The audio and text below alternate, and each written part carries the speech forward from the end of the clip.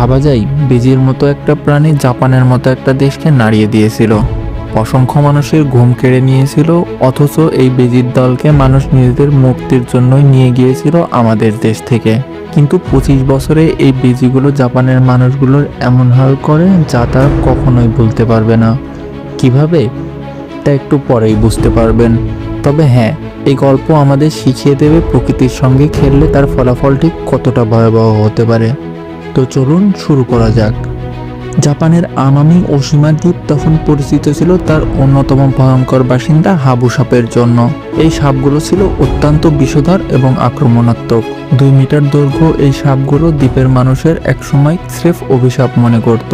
বছরের পর বছর ধরে মানুষ এই সাপের বিষে মারা গেছে, আহত হয়েছে আর প্রাণ হারিয়েছে অসংখ্য গৃহপালিত প্রাণী।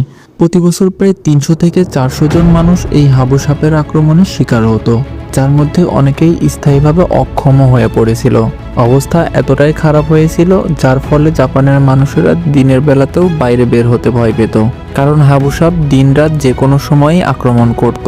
মানুষের জীবন একটা ভয়ের মধ্যে আটকে ছিল। কিন্তু এই অবস্থা কি চিরকাল চলতে পারে? না।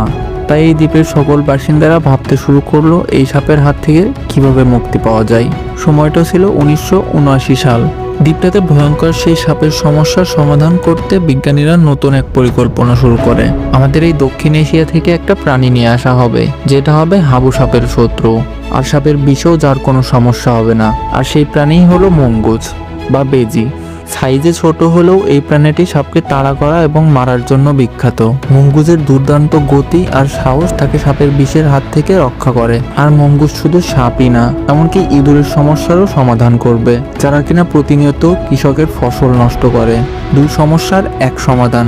সবাই ভেবেছিল মঙ্গুজই হবে এই দ্বীপের ত্রাণকর্তা, আর তাই প্রথমে স্থানীয় কর্তৃপক্ষ 30তম মঙ্গুজ আমাদের উপমহাদেশ থেকে নিয়ে গিয়ে ছেড়ে দেয় আমামি ওশিমা দ্বীপে।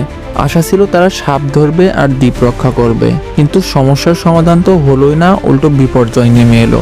কারণ প্রকৃতি তার নিজের নিয়মে চলে। মঙ্গুজ আর হাবু সাপ কখনোই একে অপরের মুখোমুখি হলো না, কারণ দিনের বেলায় তাদের একসঙ্গে কখনো দেখাই হতো না। সাপ নিশাচর প্রাণী, আর মঙ্গুজের দল শিকার করতে বের হতো দিনের বেলায়।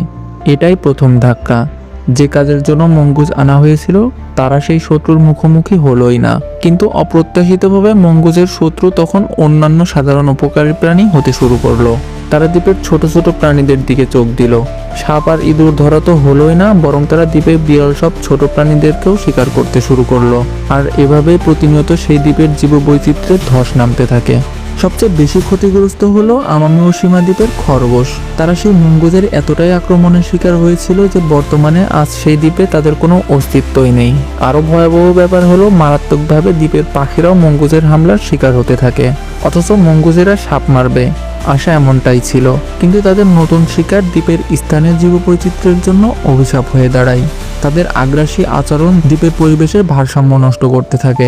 স্থানীয় মানুষেরা হঠাৎ করে চারপাশে বিশাল পরিবর্তন দেখতে শুরু করে। যেসব প্রাণী তারা দেখতে পেত তাদের অনেকেই অদৃশ্য হয়ে যেতে শুরু করে। এত কিছুর পর যখন ওই দ্বীপের মানুষেরা বুঝতে পারে যে মঙ্গুজ সাপ মারছে না, বরং তারা প্রকৃতির বিপর্যয় ঘটাচ্ছে, তখন শুরু হলো আরো এক নতুন যুদ্ধ।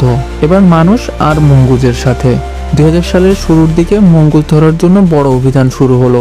মানুষ ফাঁদ বসালো, বিষাক্ত খাবার ছড়ালো, এমনকি কুকুর দিয়েও মঙ্গুজ ধরা শুরু করলো। কিন্তু মঙ্গুজ দ্রুত সংখ্যায় বাড়তে শুরু করেছে, আর মানুষ বুঝতে পারলো তাদের নতুন শত্রুর মোকাবেলা করা এখন প্রতিনিয়ত বেশি কঠিন হয়ে যাচ্ছে। জাপানের সরকার অবশেষে এই মহাবিপর্যয়ের গুরুত্ব বুঝতে পারে, আর তাই 2000 সালের শুরুতে তারা অপারেশন মঙ্গুজ মুক্ত ঘোষণা করে।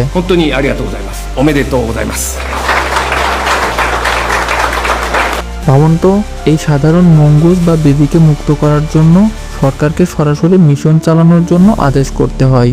মঙ্গুজ ধরার জন্য বিশেষ দল গঠন করা হলো। দ্বীপে এক বিশাল অভিযান শুরু হলো। ফাঁদ পেতে বিভিন্ন ধরনের খাবার ছড়িয়ে, এমনকি মঙ্গুজ ধরার ট্রেনিং প্রাপ্ত বিভিন্ন কুকুর ব্যবহার করে প্রতি রাতে দলটা দ্বীপের বিভিন্ন অংশে অভিযান চালাতে থাকে।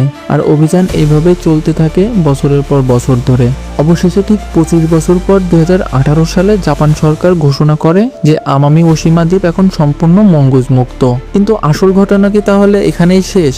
তাহলে হতাশার সঙ্গে বলতে হয় বেজির সাথে 25 বছরের যুদ্ধে মানুষ জয়ী হয়েছে ঠিকই, তবে সেই সকল বেজির দল দ্বীপটার যে ক্ষতি করেছে তা অপূরণীয়, কারণ এখনো আমামি ওশিমা দ্বীপের জীববৈচিত্র্য পুরোপুরিভাবে রিকভার করতে পারেনি। 15টা স্থানীয় প্রজাতির প্রাণী আজ বিলুপ্তি হয়ে পড়েছে।